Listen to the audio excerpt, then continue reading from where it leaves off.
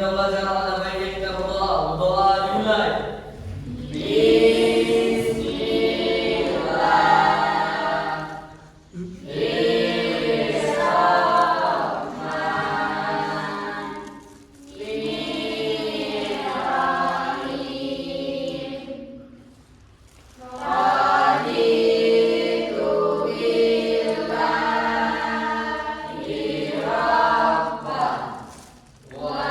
Walil Islam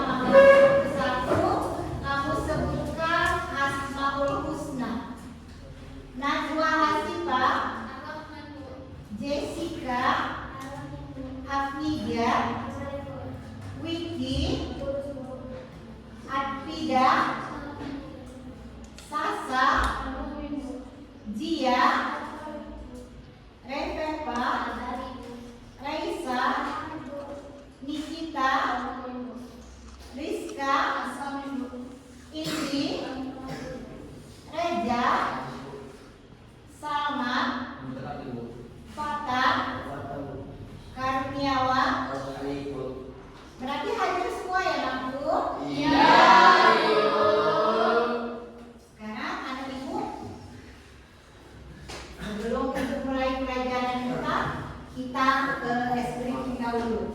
Tepuk 1. Oke. Tepuk 2. Yes. Tepuk 3. Siap belajar. Tepuk 4. Konsentrasi dimulai.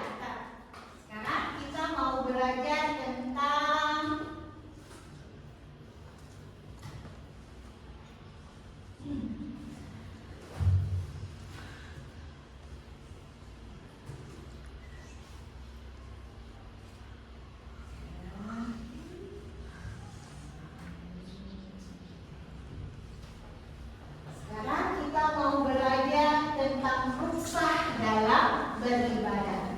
Sebelum Ibu mulai belajar tentang ruksah dalam beribadah, minggu yang lalu kita belajar tentang Asmaul Husna.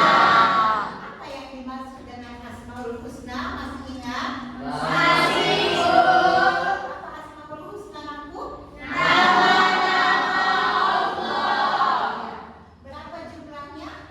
99. Nah, kalau begitu sekarang pelajaran kita adalah ruksah dalam beribadah. Sebelum Ibu lanjut, ada yang tahu apa ruksah, Aku?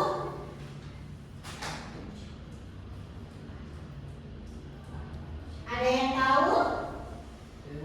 Ayo, kamu silakan. Ruksah adalah hukum yang berubah kepada kemudahan dan keinginan sebuah adanya uzur serta tetapnya hukum asal bagi yang tidak mengalami uzur. Iya. Yang lebih dikenal di dalam Islam itu ruksah adalah sebuah keringanan. Keringanan untuk melaksanakan beribadah. Beribadah itu seperti sholat, menunaikan ibadah haji, zakat, dan puasa pada bulan Ramadan. Jadi anak ibu, sekarang anak ibu yang mau tujuan pelajaran kita pada hari ini adalah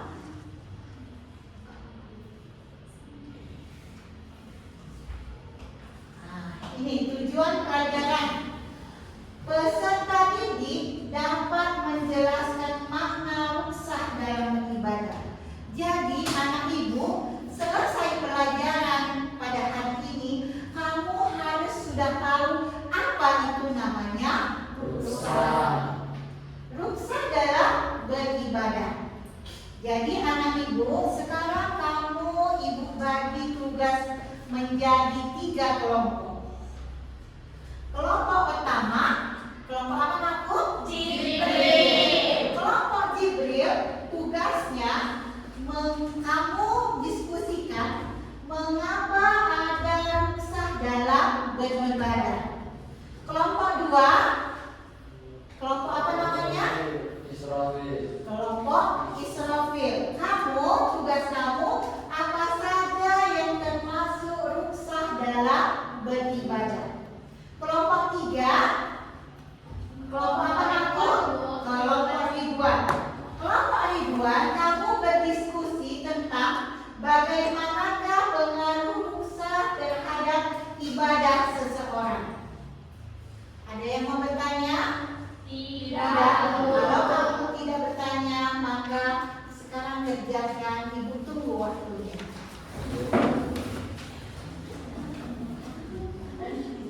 Halo, ada yang mau bertanya? Kamu bertanya sama ibu yang kamu kurang paham.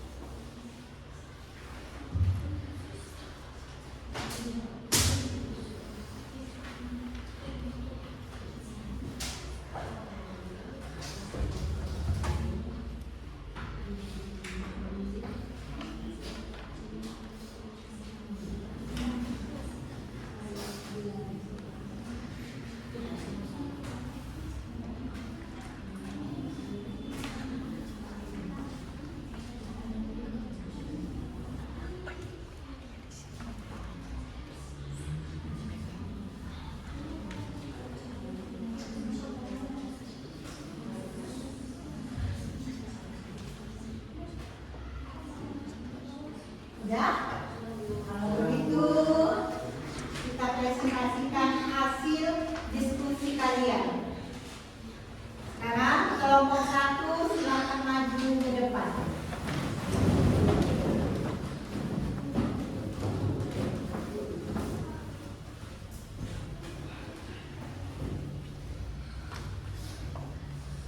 Ya, silakan.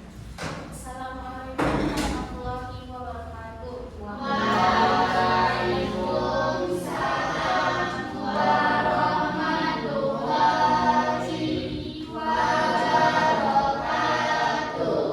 Kami dari kelompok Jibril ingin mempresentasikan mengapa ada pesan di dalam beribadah yang akan dijelaskan oleh hadis ini.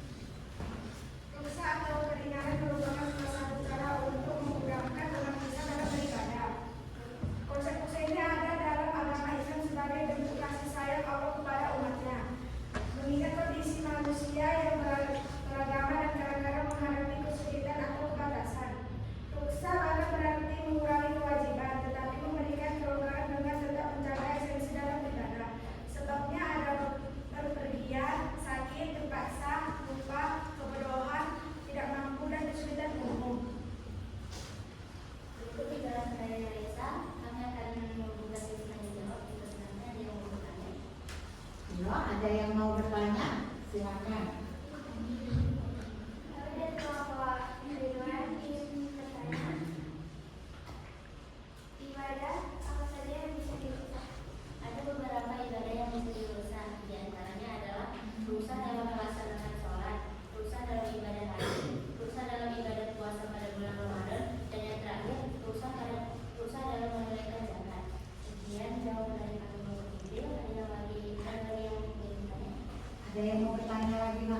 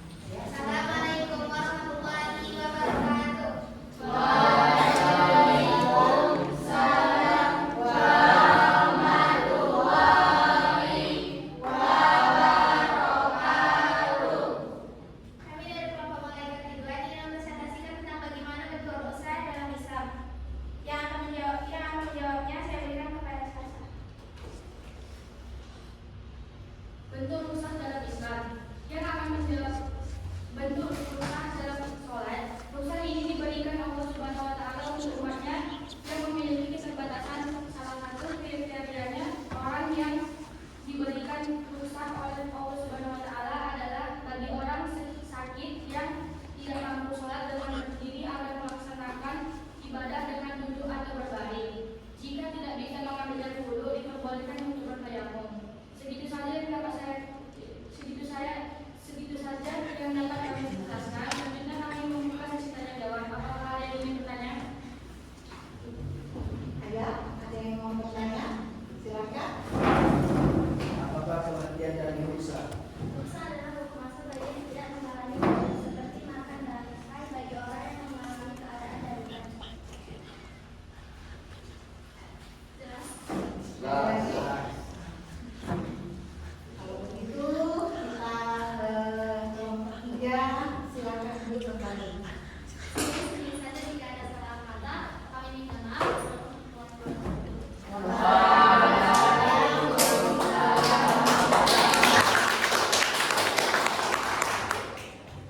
Jadi dalam sesi diskusi ini kita sudah tahu apa yang dimaksud dengan rusak, ya kan?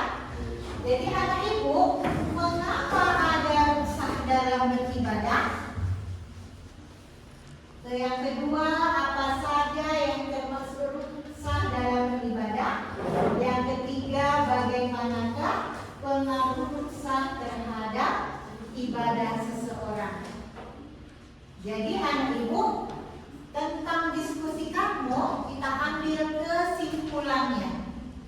Kesimpulannya yang pertama, mengapa ada rusak dalam beribadah? Yang pertama, pengertian rusak itu adalah keringanan. Apa namanya? Keringanan. Keringanan untuk mengerjakan beribadah. Contohnya beribadah sholat, puasa, menunaikan ibadah haji, dan membayar zakat. Adapun sebab terjadinya rusak, yang pertama karena berpergian, yang kedua sakit, yang ketiga terpaksa, yang keempat lupa, yang kelima kebodohan, yang keenam tidak mampu, yang ketujuh kesulitan umum. Kemudian apa saja yang termasuk rusak dalam beribadah? Yang pertama tadi sholat. Sholat itu bisa dijamak, diringkas sholatnya kalau kita dalam keadaan berpergian. Kemudian dalam ibadah haji, misalnya ada saudara kita sudah membayar transfer ke ibadah haji, menunaikan ibadah haji, kemudian tiba-tiba dia meninggal. Siapa yang menggantikannya? Menggantikannya adalah keluarganya. Kemudian misalnya rusak dalam berpuasa, misalnya dalam keadaan sakit, itu bisa diganti di bulan yang lain selain bulan Ramadan. Kemudian wanita yang sedang haid bisa diganti di bulan yang lain juga kalau dia puasa di bulan Ramadan. Sampai di sini kesimpulannya, ada yang kurang paham mana ibu? Paham semuanya? Kalau begitu ibu kasih pertanyaan kepada kamu. Apa yang dimaksud dengan rusak? Apa namanya? Kemudian ibadah apa saja yang bisa dijadikan menjadi rusak? Sholat, puasa, menunaikan ibadah haji. Kemudian bagaimana pengaruh rusak terhadap ibadah seseorang? Ada yang bisa jawab? Silakan Sasa. Bentuk dosa dalam sholat. Dosa ini diberikan Allah Subhanahu wa Ta'ala untuk umatnya yang memiliki keterbatasan. Salah satu kriteria orang yang diberikan dosa oleh Allah Subhanahu wa Ta'ala adalah bagi orang sakit yang tidak mampu sholat dengan berdiri agar melaksanakan ibadah dengan duduk atau berbaring. Jika tidak bisa mengambil dari duduk, diperbolehkan bertayamum. Iya. Sudah paham semuanya? Kalau begitu sampai di sini aja pelajaran kita hari ini. Minggu depan akan Ibu sambung kembali. Sebelum kita akhiri, kita mau menyanyikan lagu kalimat thayyibah.